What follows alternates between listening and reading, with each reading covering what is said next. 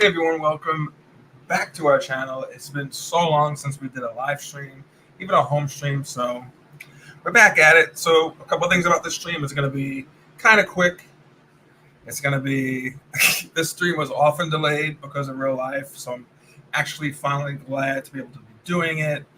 And it's going to be rambling and all over the place because I lost last minute the notes that I had on the subject matter for tonight. So I'm just going to give you my free thoughts and opinions and experiences from Jollywood and the holiday tour.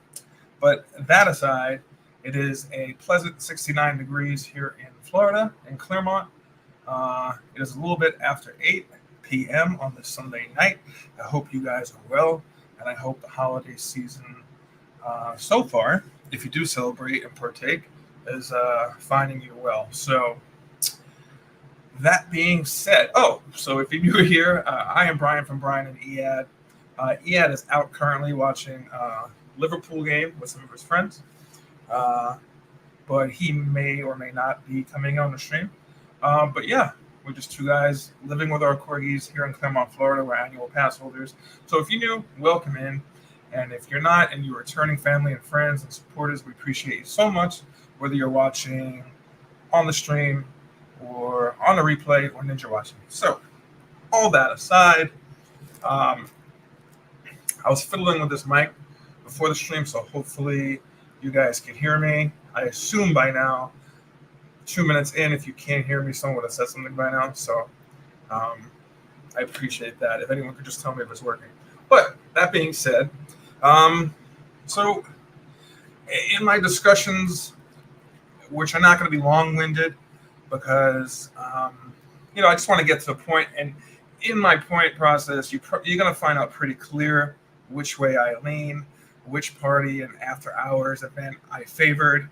But I will say the pros and cons of both. I'm going to be fair. So let's start with Jollywood Nights. So Eyad and I bought tickets long ago to November 11th, the first night of Jollywood Nights. Therein lies probably mistake number one that we made.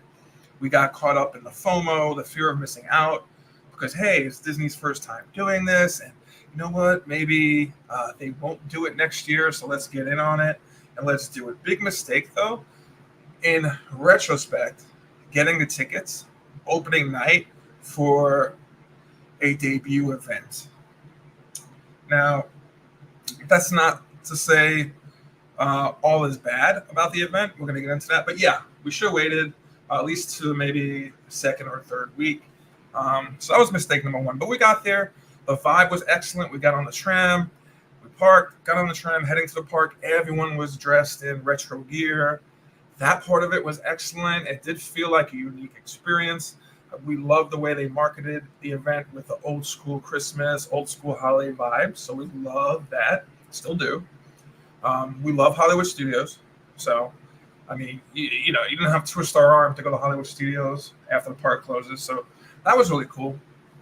I will say, and most of our thoughts and critiques came after the event. Like during the event, we didn't really have a terrible time. The one disappointment, the major disappointment we had, didn't necessarily have to do with the event, is that we wanted to blog for our followers. We wanted to blog an experience, but we ended up bringing totally like the wrong camera, and it didn't really film well. Hollywood Studios is actually a really, really, really dark park. When the sun goes down, and we didn't realize how bad it came across with the GoPro that we took. So mid event, we kind of just gave up on doing that, and that just it relieved a lot of stress for us. And we next time we learn and we grow with the channel. So next time we want to bring that camera to film that type of event, maybe during the daytime, but not the nighttime. But so that was disappointment number one, but it didn't really drag us down. We got to meet Chippendale Rescue Rangers, which was like number one on our bucket list to do that night, because yes, we could have met them at other times during the year, but we never could get the timing down. So it was cool to guarantee to see Chippendale Rescue Rangers. So Cheryl it it wasn't like there was just tons of things they could have done better. It wasn't like crazy disaster, but I saw some influencers like praising it, and I was kind of rolling my eyes a bit because I was like, okay, it wasn't all that. But I will say we got to see the What's This show, which was pretty cool.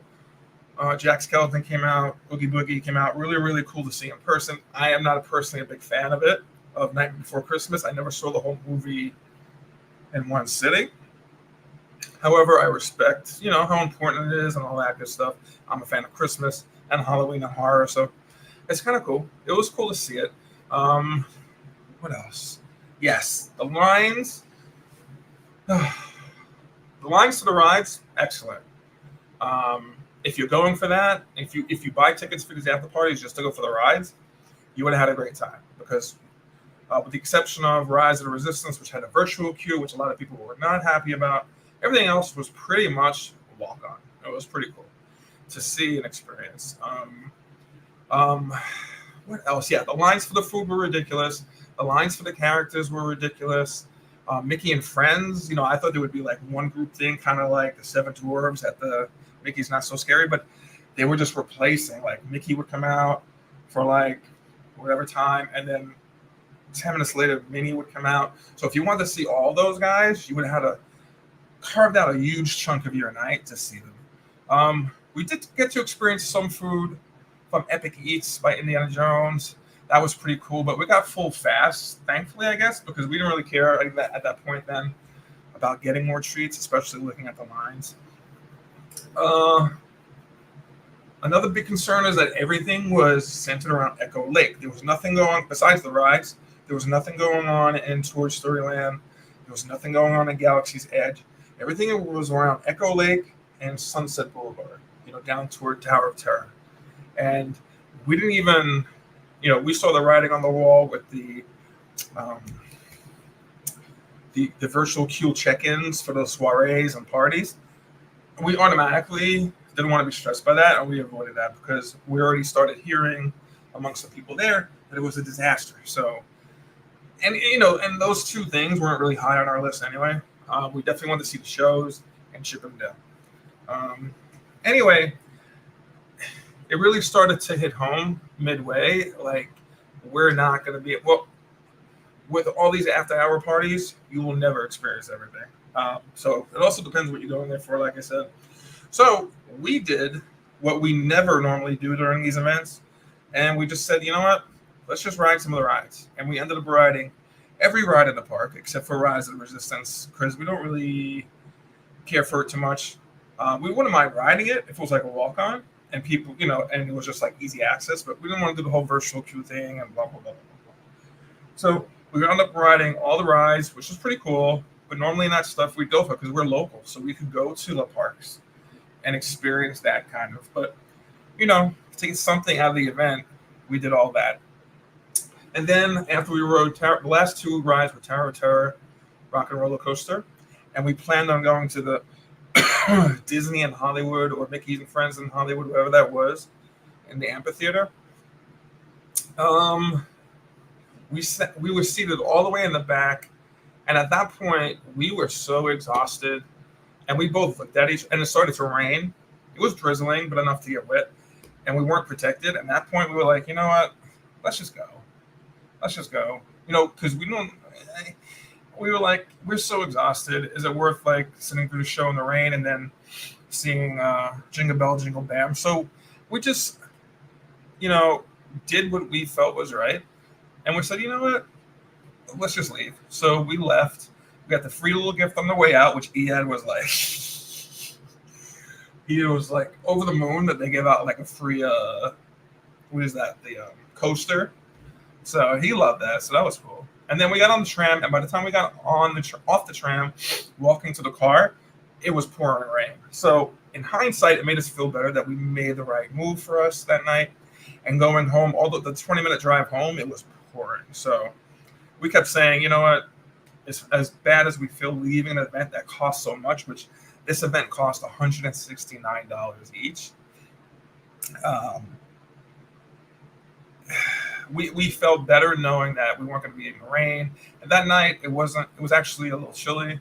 Um, so, in hindsight, if you like Hollywood Studios, if you're in love with Disney, you like that whole retro vibe, which I don't blame you. I do too. It reminded me a lot of the '80s. Then that was the event for you. And honestly, I would be hesitant about going to the event next year.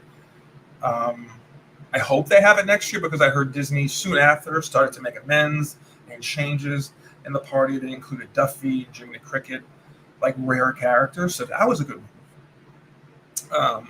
And they started to address the band wristband distribution. I did love that they had like a map for the event. That was pretty cool.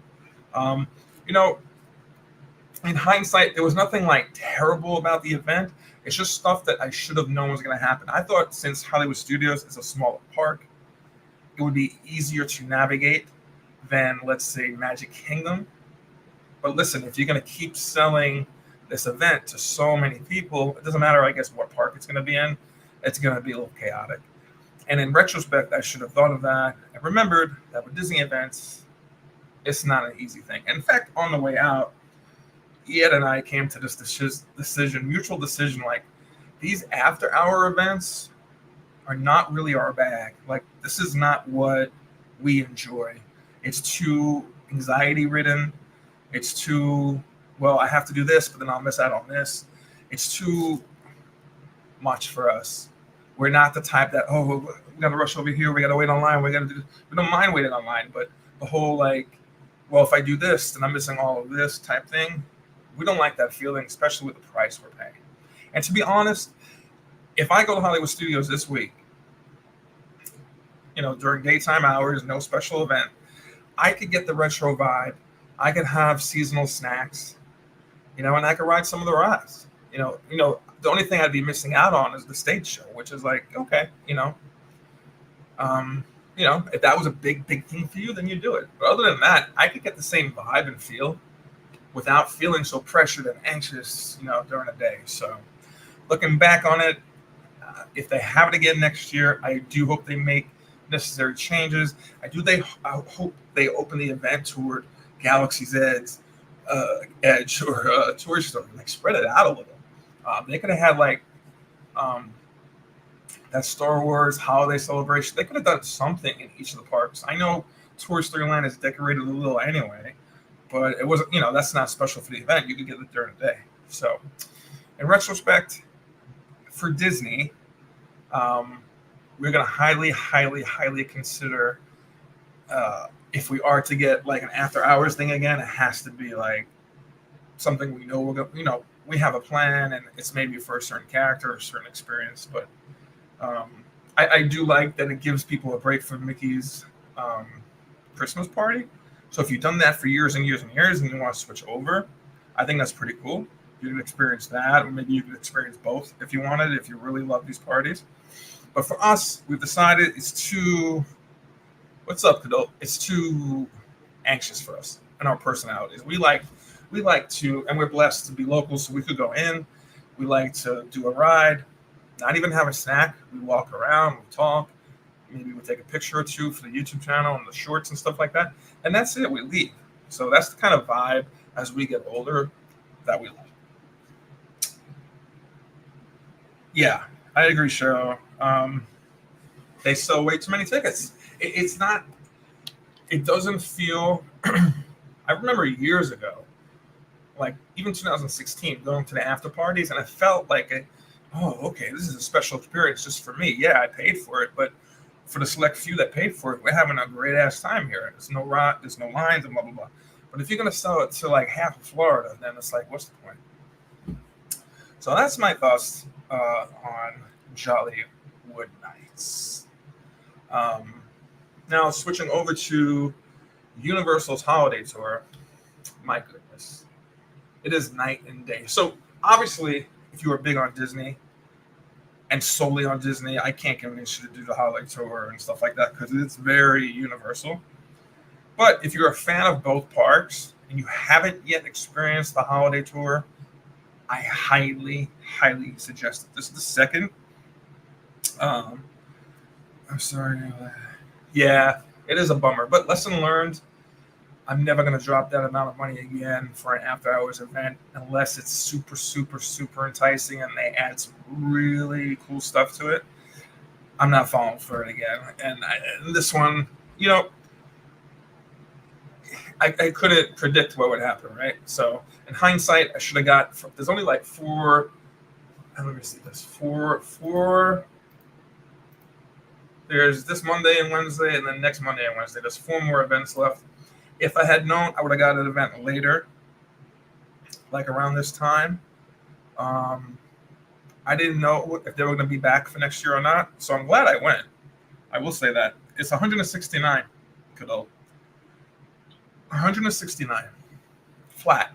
All the parties, whether you went November 11th or whether you go December 20th, which is the last one. 169. Now, I will say, Universal Holiday Tour, this is our 2nd year in a row doing it. I am in love with Universal. As I get older, I've said this on vlogs before, live streams, I say it to people I know when the subject matter comes up, I am big on Universal in general. As I'm getting older, I cannot wait for Epic Universe, but all that aside, I enjoy the holidays more at Universal. Now, Disney decorates awesome, the resorts, second to none, love it. But Universal also decorates the resorts, and they decorate a decent majority of the park for Christmas. And it makes you really, really, really get in the mood and feel like Christmas. They have some retro decorations as well. But anywho, getting back to the Universal's Holiday Tour. Universal's Holiday Tour is $99. The only change in price is when it gets closer to Christmas, and it's only $10 more, which is not like chump change. Well, compared to Disney, the highest that goes is $109. This is what you get for $99 or $109, depending on when you go. Hey, Coco, you get Universal Holiday Tour. Get this. You get guaranteed meetups with the Grinch, Santa Claus, Max, the Grinch's dog. You get food and drinks. You get access to one family attraction. In this case, we did Minion Blast. You get to walk in the tribute store with no one there. You get the Whoosical, which is the Grinchmas musical. Let me tell you something. Here's how the holiday tour works. There's 30 groups. And each group has a tour guide. Each tour guide is in charge of 12 people. Okay, so you could be paired up with adults. In this case, it was me, Eyad, 3 adults. Make that 5 adults, and the rest were like kids. Annoying kids this time, but kids. So here's how it works. Everyone watches Grinchmas, the Whoosical, together. Okay? This is one of 2 times you're together with everyone in the group. So at max, in this whole event, in this whole paid-for after-hours event, is 360 people, 400 tops. Okay? 400 tops in the whole park. So you're there together for 30 groups for the Whoosical. I don't even think they do it. I don't even think you're all there together for Whoosical together. But a good half of you are. Half of the groups are. You experience Whoosical. You wait for your tour guide. They go take you to NBC, Jimmy Fallon. And you get to go up the elevator. And the 2nd floor is where you meet Santa. In your group of 12. At this point, everything you do is with your group of 12, and you don't feel like anyone else is in the park, because as you're in the group, and another group maybe might be following after you, the other groups are doing other things. They spread them out. So never during the night, even in the musical, do you feel like you're with anyone. And this is after hours. The park is empty. Musical decorations, the music's going. Great chance to get videos, pictures, maybe holiday cards if you're into that. It's beautiful. It's beautiful. And if you want to add a little extra Christmas to this, you go a little earlier than your ticket says to be there, and you could see the parade. So start off with the parade during park hours, and then after the park closes, head to the the tour. And the tour starts, on City Walk. when you go into the main entrance. If you go to the left, between Rip Ride Rocket and Hard Rock, is a special entrance for the holiday tour, and that's where it begins. So again, they took you to see all of those things. We rode, like I said, Villain Con Blast, and riding it alone with like 10 to 12 other people was surreal. And being in the park, you hear, it's kind of, in a way, creepy a little sometimes because you hear the music still going and the lights are on, but literally it's deserted. I have some videos that I put for Jollywood Nights in the tour on some of the shorts if you want to take a look at it there. But yeah. So by the way, the reason we didn't do a vlog for Grinchmas and the whole holiday tour was because I said after Jollywood Nights, yeah, let's just enjoy it. We could take some shorts, we could take some pictures. We met the Grinch, and the Grinch is always fun. We shared our interaction this year, and we also have one up from last year where he said something vile to us, which is great. We expect that from the Grinch. It's just great. You meet Max the dog. You know, the food is not like filet mignon. You get French fries and fried chicken and fruit and dessert and Grinch cookies and all that. And you get to eat as much as you want. They give you like, I think 40 minutes. You have regular food for 40 minutes, and then you walk around, do your thing, switch around, and then you have the snacks, like the peppermint marshmallows, you know, all holiday snacks toward the end. So you're eating those at separate times, so it gives you a good chance to digest. Now, this tour is 4.5 to 5 hours. It is a walking tour, so if you're in an ECD, there are points where you have to transfer, get up, and walk. I assume if you can't get out of your ECD, they accommodate you. But yeah, 4.5 to 5 hours in an empty park. I'll take that experience any day. I'm sorry, I do love Disney, but this Universal experience for the price, you can't beat it. And listen, there are people waiting to see the Grinch. I saw earlier today, you know, in a group I'm in, 300 minutes. Someone said they waited 5 hours. Imagine taking 5 hours out of your day when you could, if you do the breakfast, they have a breakfast with the Grinch, and that's $58.99. You get breakfast with the Grinch while the people of Whoville interact with you. And then after you're done eating, you go see the Grinch. Now, that's a great way to see the Grinch. But that's $58.99. But for like $40 more, you know, you can get Santa, Max, the musical, eat twice, ride a ride. So another good thing is if you need to see the Grinch and you have a family and you really want to get the kids there, you want to take a holiday photo with the Grinch, blah, blah, blah, all that good stuff, get the tour. If you can't get the breakfast, get the tour because it is so worth it for $99. I can't believe how cheap it is. For $99, the experience can't be beat. You have excellent tour guides. They're knowledgeable. They don't bother you too much. In fact, when you go to the tribute store, when you go to eat, on the ride, everywhere they pretty much leave you alone, except for when they corral you to take you to Santa and Max and the Grinch. What's up, theme park? What's up, bro? So yeah, so in summation, I would definitely say, if you have a choice, and if you're kind of Disneyed out with the prices and the experiences of like the craziness of only getting half an event in, give Universal's holiday tour a try. Heck, give Universal in general a try for the holidays. Just going there.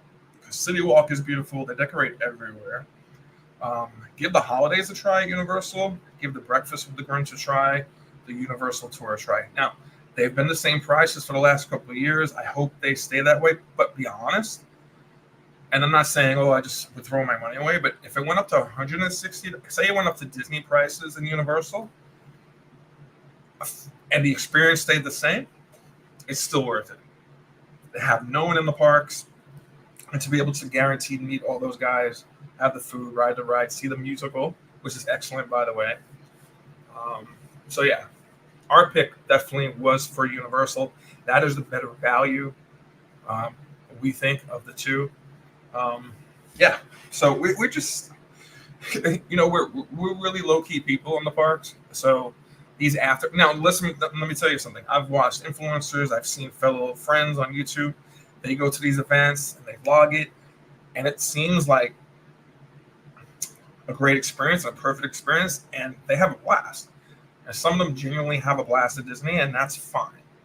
That's great. I'm glad. But for us, it just mixes with our personality as well. For us, for Eyad and I, we feel these events, for the most part, are just not for us at Disney. As much we love Disney, and we love the festivals. We love anything that's kind of like daytime-ish. But these nighttime events, these paid, private events, not for us anymore. Yeah, especially as we get older, not for us. But we were grateful because Jollywood nights we had like not wintry, but we had, for Florida, cooler weather. And ever since Thanksgiving, we've had a cooler airflow coming in here, which I would say, except for the last like 2-3 days, it's gotten back up to 85. I think tomorrow, the next day, is supposed to be warm, but we have another cold front coming in. But yeah, I mean, that's really it. I didn't want it to be crazy long-winded about my comparisons, because by now everyone has heard about Jollywood Nights and experienced it for themselves. And if you generally had a good time, listen, I hope you had a great time at Jollywood Nights. But for us, really wasn't the case. And really, I'm going to say it ad nauseum, but it really wasn't. It was sort of Disney's fault, but not Disney's fault. Because, yes, it is a first-time event for them, but no, they're not new to the game of after-hour events. So they could have done some of these corrections they've been doing from the get-go. But I give them credit for doing it. I give them credit for not waiting a year and doing it so quick. They started like correcting themselves the second and third event. So I give them credit for that. But yeah. We picked Universal. I'm really excited about doing Festival of the Holidays and Epcot. Like Disney still has a ton of great things to do, even for free. Like resort hopping, looking at all the decorations. I've done some of that this year. I'm going to continue to do that. That stuff is excellent. Same thing at Universal. So, and mind you, you don't have to get tickets to these events to experience Christmas, right? You don't even need tickets to the parks to experience Christmas and the holidays. They have so much going on in these resorts, decor-wise and sometimes event-wise, that you could just go get your fix there. But anyway. Yeah, Theme Park Lifestyle. Rel was with me. Well, with me, not with me. He was there at the same event, but we kept missing each other. It was a bit of a mess. We kept missing each other. I wish I got up to meet with him and his friend Ro, but we did not meet that night. We hightailed it out of there. It did start raining, but to our surprise, Jingle Bell, Jingle Bam still went off without a hitch, even though it was raining. So, yeah.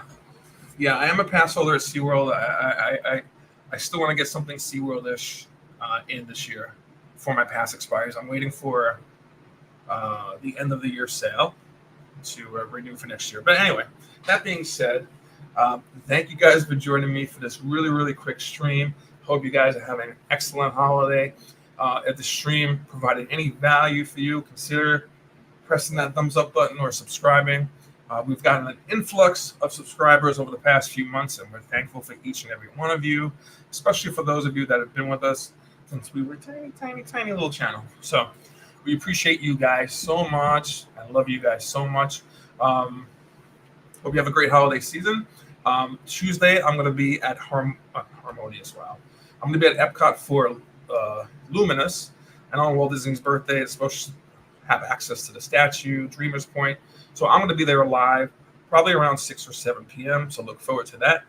But guys, thank you for tuning in. We love you very much. And we'll see you guys in the next stream. Take care. Thank you.